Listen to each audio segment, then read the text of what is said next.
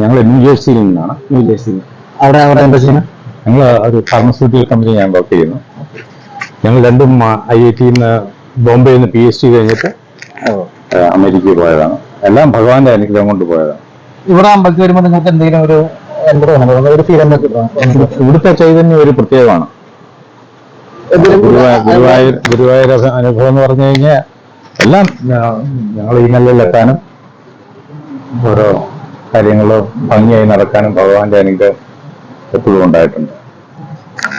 ഇപ്പോൾ നമ്മൾ പുതിയ ഡോക്യുമെന്റേഷൻ മൂവിയെ കുറിച്ച് പുതിയതായിട്ടൊരു ഡോക്യുമെന്റേഷൻ വെളിച്ചപ്പാട് എന്ന് പറഞ്ഞ ഡോക്യുമെന്റേഷൻ, അത് വൈഫിന്റെ ഇതിൽ വന്ന കണക്ഷൻ. വെളിച്ചപ്പാട് നിങ്ങളൊരു ഡിവോട്ടീസ് ലൈനിലാണ് വന്നാണോ? ഭക്തിപരമായിട്ട്